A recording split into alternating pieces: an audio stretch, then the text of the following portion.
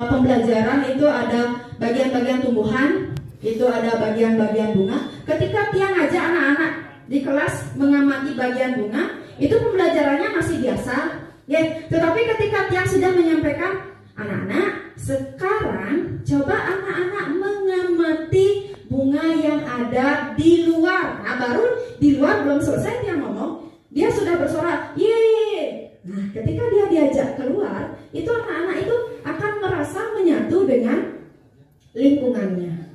Ya, itu merupakan salah satu contoh kecil saja. Jadi tidak hanya di kelas saja dilakukan pembelajaran, diajak memanfaatkan lingkungan pembelajaran. Ya, itu juga nanti akan ada di kerangka pembelajaran yang disampaikan. Kemudian memberikan ruang untuk kreativitas, ya, sesuai dengan bakat, kemudian minat dan perkembangannya. Bagaimana baris per baris seperti itu, bisa seperti itu, dan mungkin bisa dengan dunia kerja lainnya, misalnya di sini dekat dengan dagang apa gitu, misalnya kita mendatangi bagaimana proses yang dilakukan pada saat itu ya. Kemudian lanjut yang ketiga, lingkungan pembelajaran.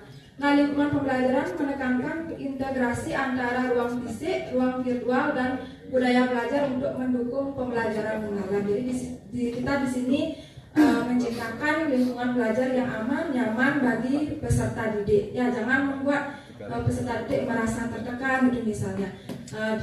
Lingkungan belajar di sini juga bisa memanfaatkan lingkungan belajar yang ada di luar kelas. Misalnya ada perpustakaan, kemudian ada tempat ibadah, kemudian juga taman sekolah gitu misalnya. Misalnya pada anak yang berkebutuhan khusus nih Bapak Ibu, Bapak Ibu bisa mengakomodasi dan menyesuaikan pembelajaran sesuai dengan apa yang dibutuhkan. Kemudian yang kedua, ada objektif Bapak Ibu. Penilaian didasarkan pada informasi faktual atas pencapaian, perkembangan, atau hasil belajar peserta didik. Nah, Bapak Ibu di sini dalam proses penilaian harus berdasarkan fakta dan data Bapak Ibu, serta terstruktur itu Bapak Ibu.